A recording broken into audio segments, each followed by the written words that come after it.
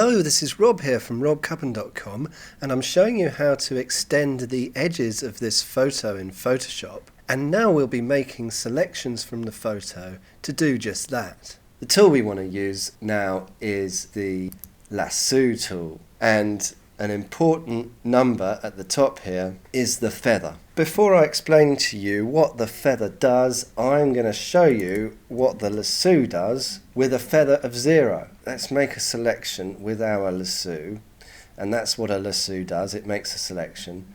And I'm going to go round there, and round there.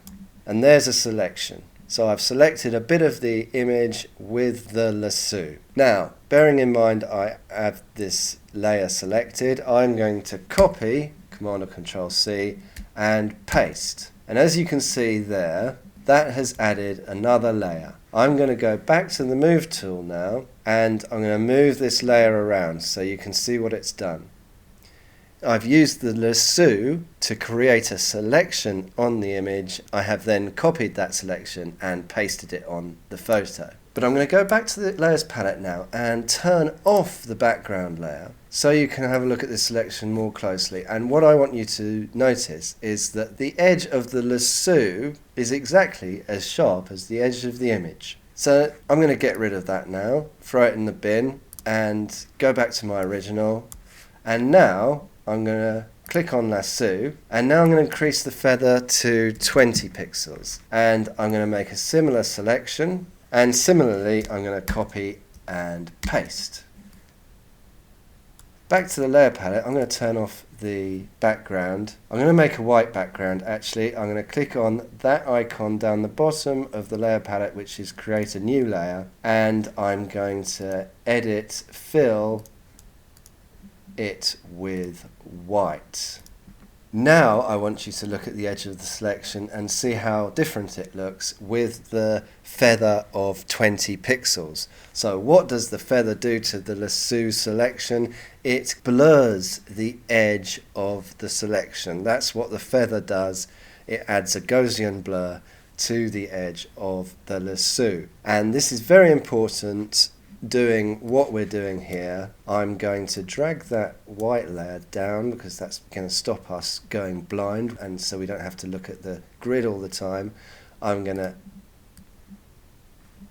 bin that layer again, that selection. I'm going to make our image reappear, and now is the fun bit, because I am going to do what I said I'm going to do, and I'm just going to extend the image. Bear in mind I have the image selected in the layers palette, and I'm going to go to my lasso. I've got the feather of 20. I'm going to select this bit of the image. I have held down Option there, so I can just click once and then click again and then click again in order to do the lasso. I'll just click again and lose that selection and show you without holding down Option. I have to just drag the lasso, and I haven't got a steady hand, and I've missed a bit at the top there.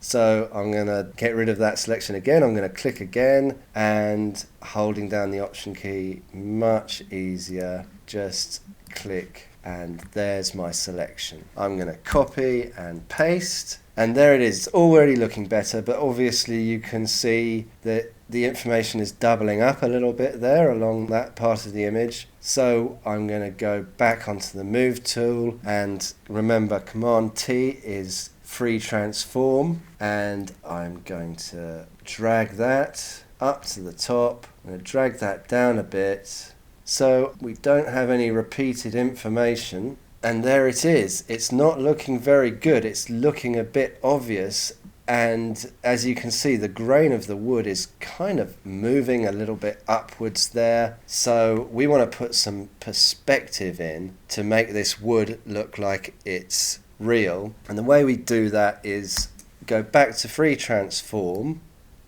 We have to move it down so we get the corner there.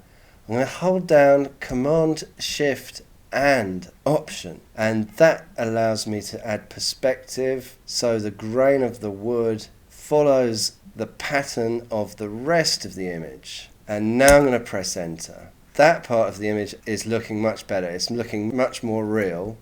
So we're going to live with that for the moment. Back to the layers palette. There's our new layer. That's the top. Let's double click on that and call it top so we don't get lost. Now I'm going to click back onto our image and I'm going to do same thing at the bottom. Lasso tool, the feather is 20. I'm holding down Option.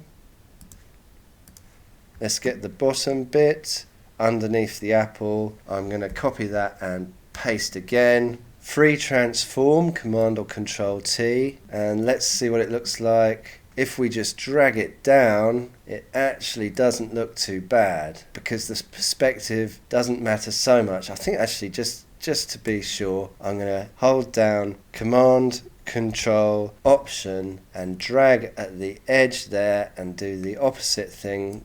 Fan it out a little bit at the bottom and then the grain of the wood follows better and I give a much more realistic extension to the bottom of that image. So we're not finished yet, we've got the sides to do and the top's not looking great, but I'm fairly happy with my progress so far. And we'll extend the rest of the image in the next video. I hope you're enjoying it so far.